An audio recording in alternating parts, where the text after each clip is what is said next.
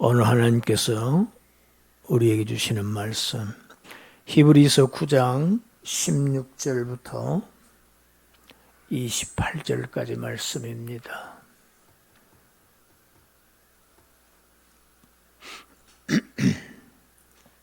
히브리서 9장 16절부터 28절까지 말씀이 조금 많습니다. 길지요? 16절부터 23절까지 제가 봉독하고 24절부터 28절까지는 압독합니다. 유언한 자가 죽어야 되나니 유언은 그 사람이 죽은 후에야 유효한즉 유언한 자가 살아있는 동안에는 효력이 없느니라. 이러므로 첫 언약도 피 없이 세운 것이 아니니 모세가 율법대로 모든 계명을 온 백성에게 말한 후에 송아지와 염소의 피 및 물과 붉은 양털과 우슬초를 취하여 그 두루마리와 온 백성에게 뿌리며 이르되 이는 하나님이 너희에게 명하신 언약의 피라 하고 또한 이와 같이 피를 장막과 섬기는 일에 쓰는 모든 그릇에 뿌렸느니라. 율법을 따라 거의 모든 물건이 피로써 정결하게 되나니 피 흘림이 없은즉 사함이 없느니라. 그러므로 하늘에 있는 것들의 모형은 이런 것들로서 정결하게 할 필요가 있었으나 하늘에 있는 그것들은 이런 것들보다 더 좋은 제물로 할지니라. 24절 그리스도께서는 참것의 그림자인 손으로 만든 성소에 들어가지 아니하시고 바로 그 하늘에 들어가사 이제 우리를 위하여 하나님 앞에 나타나시고 대제사장이 해마다 다른 것의 피로써 성소에 들어가는 것 같이 자주 자기를 드리려고 아니하실지니 그리하면 그가 세상을 창조한 때부터 자주 고난을 받았어야 할 것이로되 이제 자기를 단번에 제물로 드려 죄를 없게 하시려고 세상 끝에 나타나셨느니라. 한 번 죽는 것은 사람에게 정해진 것이요 그 후에는 심판이 있으리니 이와 같이 그리스도도 많은 사람의 죄를 담당하시려고 단번에 들이신 바 되셨고 죄와 상관없이 자기를 바라는 자들에게 두 번째 나타나시리라. 아멘.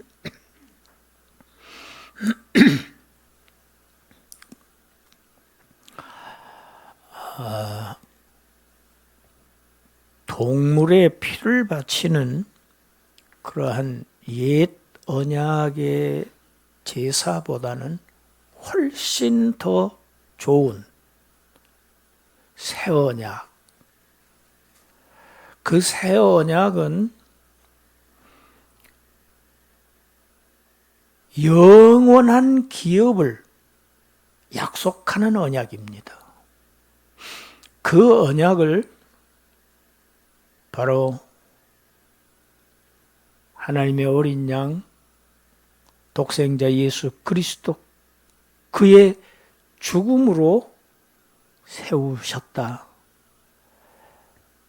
이걸 제가 지난주에 설교했습니다. 오늘 우리에게 주시는 말씀은 그 언약을 다른 각도에서 비춥니다. 이 언약이라고 하는 단어가 자꾸 나오는데 이 언약이라고 하는 단어, 이 헬라어 단어가 디아데케라고 하는 단어입니다만은 이 단어의 뜻이 무슨 뜻이냐 하면 언약 그리고 또 있습니다. 유언, 계약, 약속 이런 것을 의미하는 단어입니다.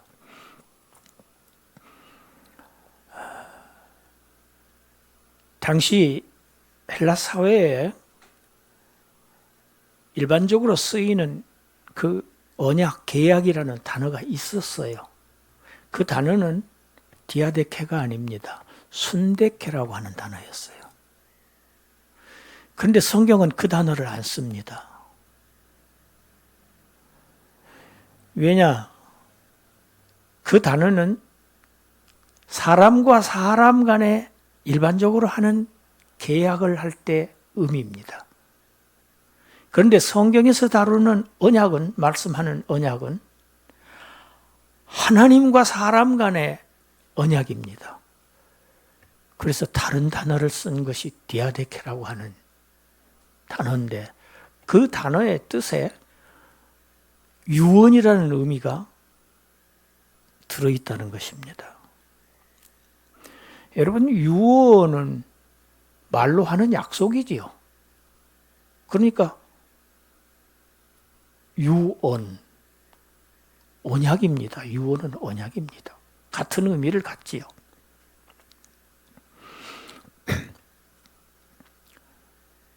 유언은 언제 합니까? 생전에 하지요. 살아있을 때 죽기 전에 하는 겁니다. 그런데 효력은 언제 발생합니까? 유언한 사람이 죽어야, 그때야 비로소 그 유언한 효력이 발생하는 것이지요. 뭐 옛날식으로 말하자면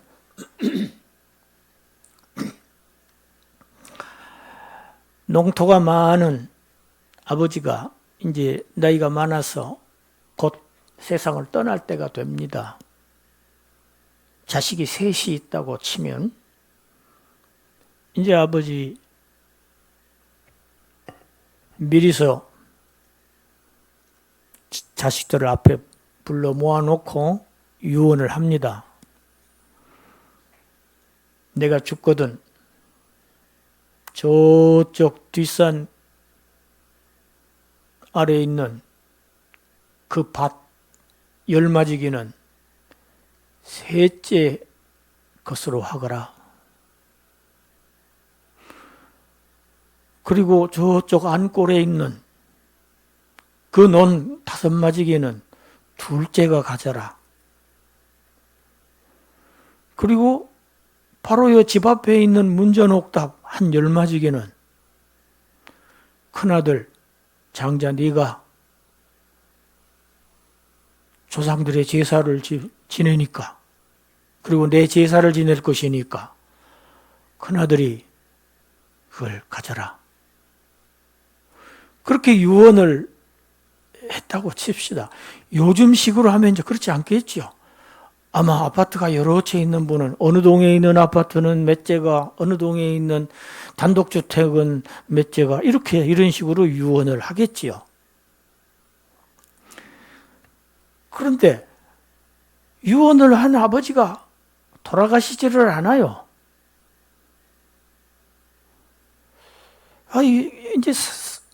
이제 내 것이 돌아가셔야 내 것이 될 텐데. 근데 내 것이 안 되죠.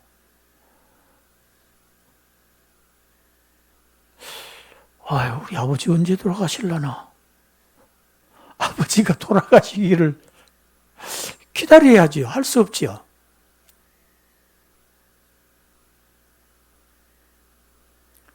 아버지가 살아있으면 그 유언이 아무 효력이 없습니다. 죽음이 유언의 효력을 발생시킵니다. 죽어야 됩니다. 그래서 언약은 유언의 성격을 갖습니다.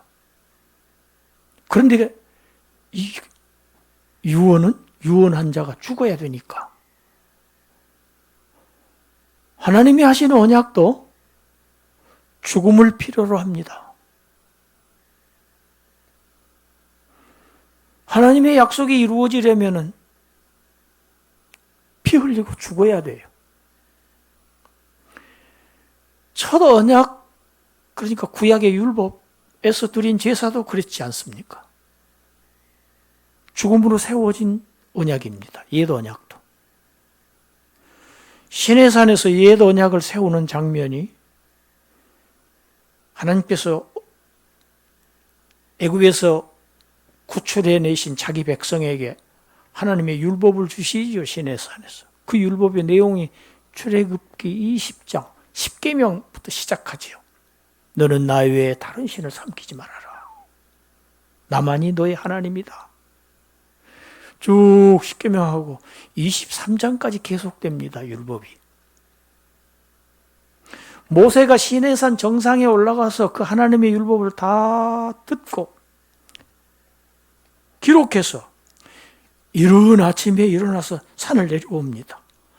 그리고 산 아래 내려와서 여호와께 경배 예배하는 제단을 쌓고 이스라엘 12지파 전 백성들이죠. 12지파대로 12기둥들을 거기다가 세웁니다. 세우고 이스라엘 청년들을 다 거기다가 보내서 거기에서 하나님께 제사를 지내게 하는 그러한 장면이 출애굽기 24장에 나옵니다. 아마 지난번에 한번 읽은 것 같습니다. 우리 그래도 다시 한번 읽겠습니다. 출애굽기 24장 4절부터 8절까지 말씀 읽습니다.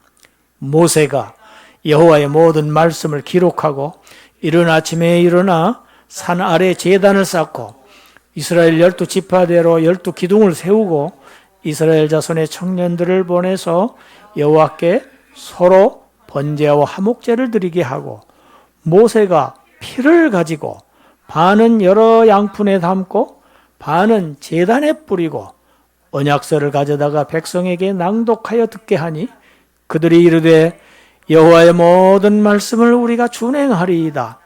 모세가 그 피를 가지고 백성에게 뿌리며 이르되 이는 여호와께서 이 모든 말씀에 대하여 너희와 세우신 언약의 피니라.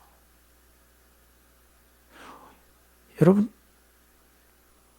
너희와 세우신 언약의 피니라. 이 말씀을 예수님이 마지막 밤에 제자들에게 포도주 잔을 건네시면서 마시라고 하시면서 이 말씀을 하시지요.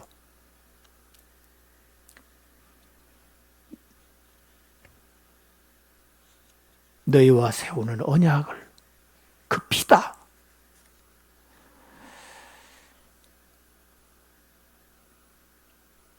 출애굽기 24장에서만 이렇게 한 게 아니고 출애굽기 29장에 가서는 하나님께서 지으라고 하신 성막을 짓기 시작합니다.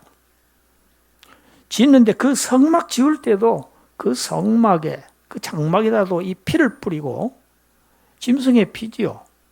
소 피지요. 소로 뿌리고 또 성막에서 사용하는 모든 그 제사 기구들 거기에도 피를 뿌립니다. 여러분, 피를 뿌려서 정결하게 깨끗하게 거룩하게 했다고 성경에 기록하고 있습니다. 여러분, 그래서 옛 언약 아래서 이 제사 수많은 짐승들이 죽었습니다. 셀 수 없이 많은 짐승들이 피를 흘리고 죽었어요. 왜 그랬습니까? 만약에 구약에 드리는 그 제사가 완전한 제사였다면 그렇게 많이 드렸어야 할 이유가 없겠죠. 많은 제사를 드렸고 많은 짐승들이 죽어야 했었다는 것은 그 제사가 불완전했다는 것을 지금 의미합니다. 그런데 불완전함은 완전함을 요구하지요. 불완전한 것은 완전해질 필요가 있지요.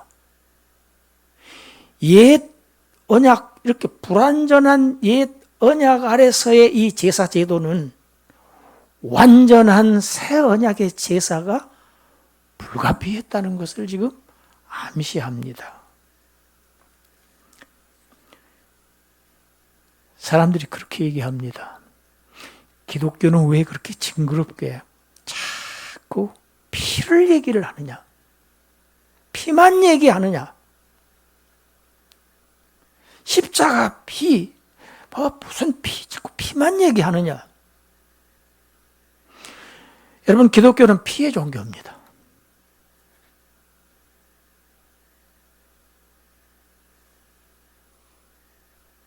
불교, 여러분, 불교는 엄격하게 말하면 종교는 아닙니다. 불교에는 신이 없습니다. 우주를 신이라고 그래요. 신이 아니에요. 전능하신 신이 없어요. 불교는 철학입니다. 하나의 사상이지. 그러나 불교에서 뭐라고 그럽니까? 살생하지 말라고 그럽니다. 죽으면 안 된다. 그런데 기독교는요, 구약에 보면 수많은 짐승들을 죽였어요. 그게 왜 그렇습니까? 우리 레위기 17장 10절부터 11절까지를 읽어보겠습니다. 이스라엘 집 사람이나 그들 중에 거류하는 거류민 중에 무슨 피든지 먹는 자가 있으면 내가 그 피를 먹는 그 사람에게는 내 얼굴을 대하여 그를 백성 중에서 끊으리니 육체의 생명은 피에 있음이라. 내가 이 피를 너희에게 주어 제단에 뿌려 너희의 생명을 위하여 속죄하게 하였나니 생명이 피에 있으므로 피가 죄를 속하느니라. 아멘. 아니요, 하나님께서도요, 노아 홍수 뒤에요, 피를 못 먹게 하셨어요. 왜? 살생을 금지하신 거예요. 아니, 노아 홍수 때 끔찍하게 많이 죽었잖아요. 세상 사람들이 다 죽었잖아요. 짐승들 다, 가축들 다 죽었잖아요. 단지 노아의 가족 8명 빼고는 다 죽었습니다. 그러니까 이 죽음이 일반화됐다는 얘기입니다. 그래서 사람들의 생각에, 아, 사람들의 목숨 이건 아무것도 아니야. 정말 파리보다 못한 죽음으로, 목숨으로 생각할까봐 하나님이 염려하시고 죽이지 말게 하시는 거예요. 여러분, 살인한 자를 죽여라고 하셨어요. 거기서부터 살인자는 사형제도가 나온 겁니다. 여러분, 사형제도 하나님이 제정하신 제도입니다. 왜? 사람이 사람을 마음대로 막 죽이기 시작하면 하나님의 축복이 이루어지지를 않아요. 생육하고 땅을 번성해서 땅을 완전히 차지하라. 짐승들 보고 차지하라고 하는 게 아니고 사람 보고 차지하라고 하셨어요. 그 축복이 이루어지려면 사람의 목숨을 중히 여겨야 돼요. 그러니까 피 먹지 말라고 하신 거예요. 피 먹으면 내가 그를 끊어버리겠다. 백성 중에서 끊어버리겠다. 죽이겠다는 겁니다. 왜? 왜 피를 못 먹게 하느냐? 피가 곧 육체의 생명이기 때문에. 그런데 11절 그 다음에 하나님 뭐라고 그러십니까? 같이 합시다. 내가. 같이 따라서 해서 내가. 누가? 하나님께서. 너희는 피를 먹지 마. 그런데 내가 이 피를 너희에게 주겠다. 그래서 제단에 뿌려서 너희 죽음 아래 종로를 타고 있는 너희를 살리기 위해서 속죄하게 하였다.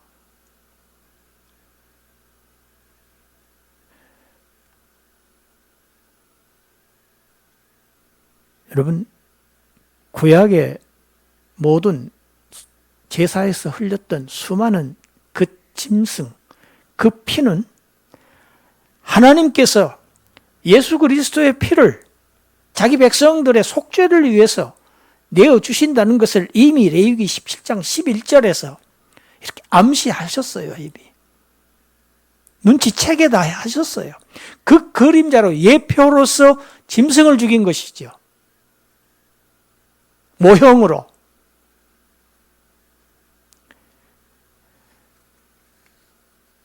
생명이 피에 있어.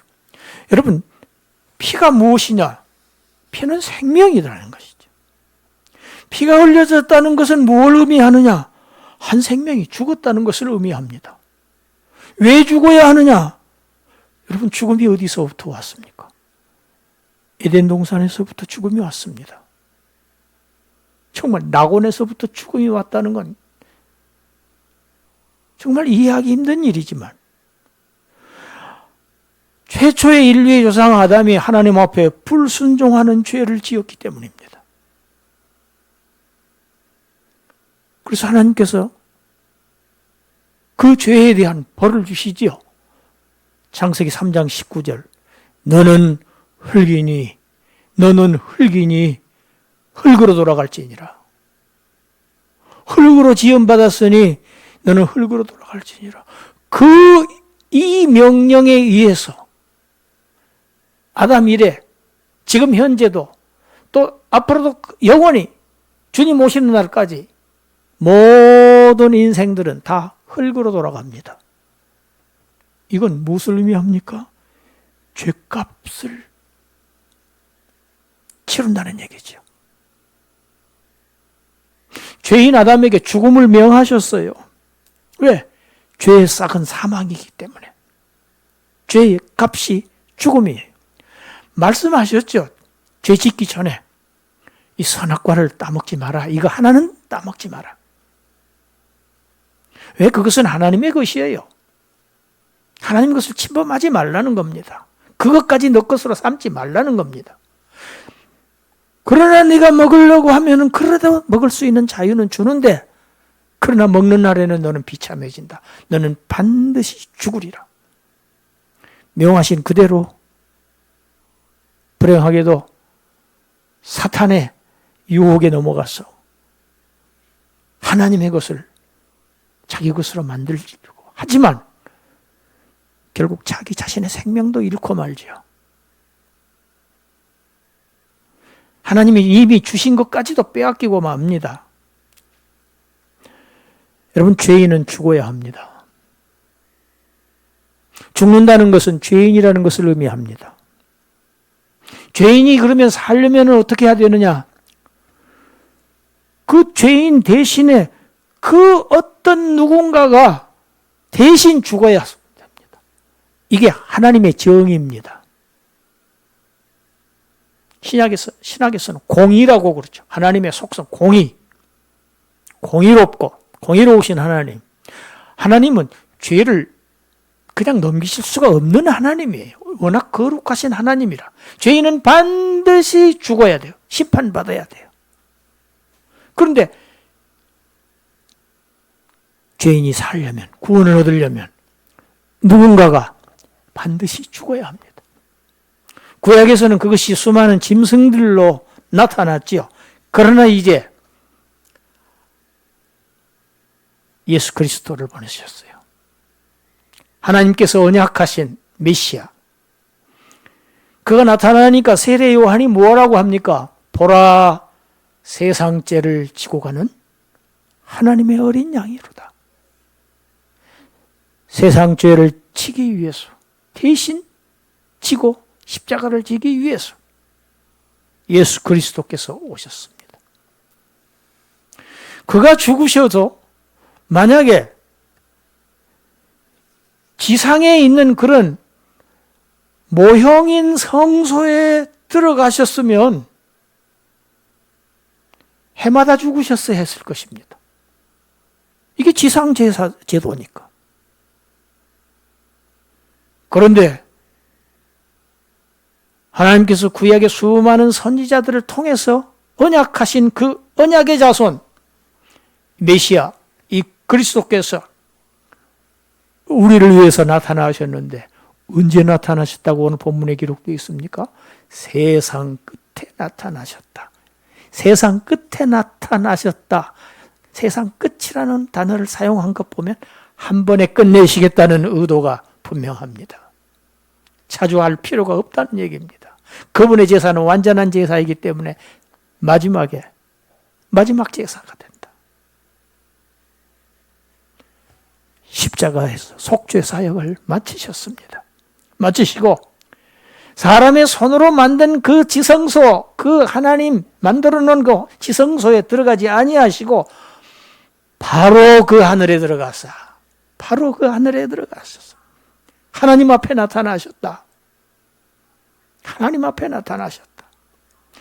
그가 그 하늘 성소의 제단에 자신의 피를 뿌려서 짐승의 피가 아닌 그리스도 자신의 피를 뿌려서 많은 사람의 속죄를 이루셨다.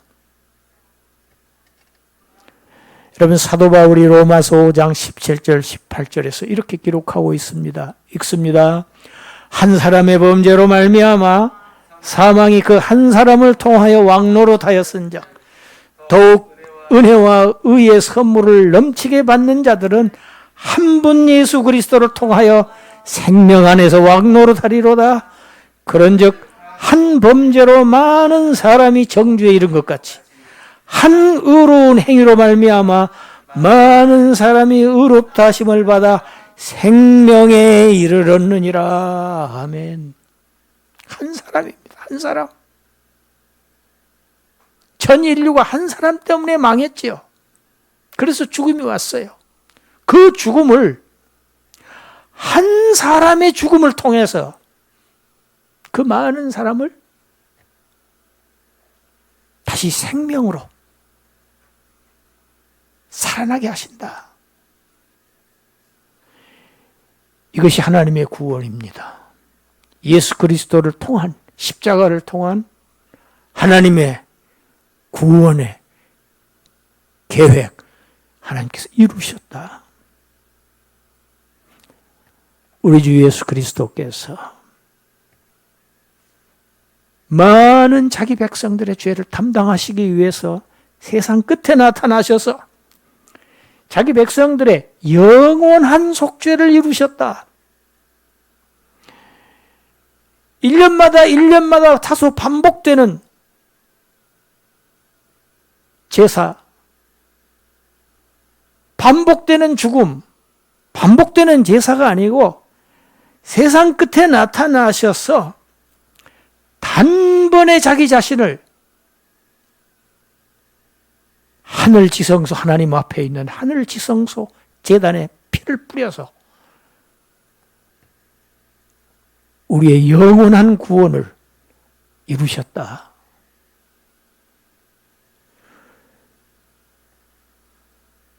이제는 더 이상 제사가 그래서 필요 없게 되었다. 왜 이렇게 하셨느냐? 이제 주님을 바라는 성도들, 주님의 재림을 기다리는 성도들에게 이게 두 번째 나타나셔서 첫 번째 오셔서는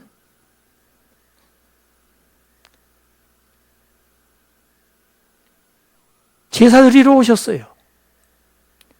자신의 죽음으로 속죄 제사를 드리기 위해서 오셨던 그 주님, 이제 두 번째 오셔서 그가 십자가에서 이루신 그 구속이 이제는 완전하게 성취되어서 두 번째 오실 때에는 모든 하나님의 백성들의 죄와 상관이 없어진다.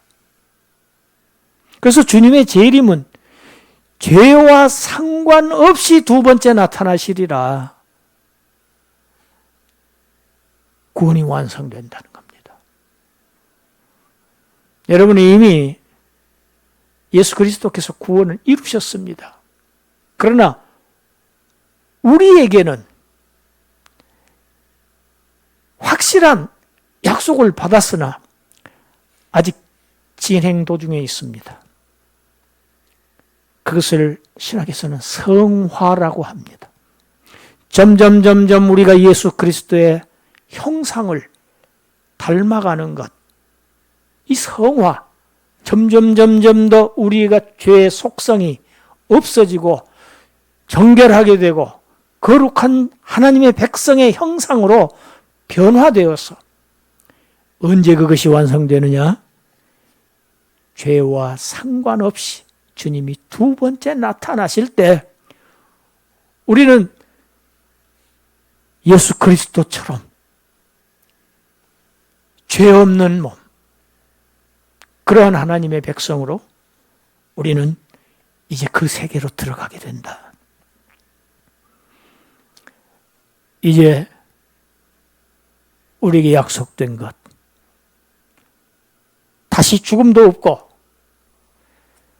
다시 애통하는 것도 없고 곡하는 것도 없고 모든 수고, 모든 아픔들, 질병들, 그런 어두운 것들 하나도 없이 완전히 사라진 그런 광명의 새 나라,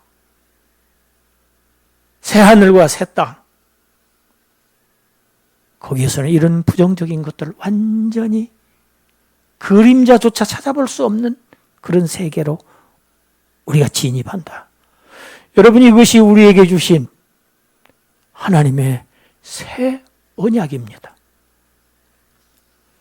주님의 재림을, 우리의 구원이 완성되는, 우리의 모든 아픈 것들이 다 지나가는 그러한 주님의 재림, 그 재림을 사모하고 소망하면서 또 그날을 준비하면서 사시는 그러한 저와 여러분이 되시기를 주님의 이름으로 축원합니다. 기도합니다. 하나님,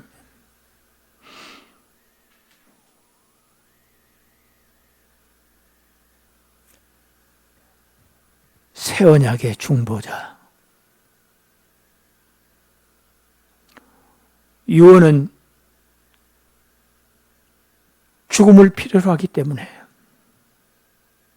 유언이 이루어지는 데는 죽음이 필요하기 때문에 이 새 언약의 중보자이신 그리스도 십자가의 고난을, 많은 고난을 받으셨습니다. 죄 없는 그분이 받으셨습니다. 그 공로로 우리가 하나님 앞에 값없이 의롭다 하심을 얻었사오니 이제 의롭다 하심을 얻은 자들로서 이제 우리를 위해서 죽었다가 다시 살아나신 그분을 위해서 사는, 그래서 점점 더 그분을 닮아가는 그러한 하나님 나라의 백성들이 되어서 주님 다시 오시는 날 완전히 이 옛 탈을 벗어버리고 옛 옷을 완전히 벗어 던져버리고 그리스도를 완전하게 덧입는 그러한 우리 모두가 되게 하여 주셨다는 사실을 믿고 기다리며 바라보고 소망하며 그날을 위해서 준비하는 삶을 살게 하여 주시옵소서. 감사드리옵고 예수님 이름으로 기도드리옵나이다. 아멘.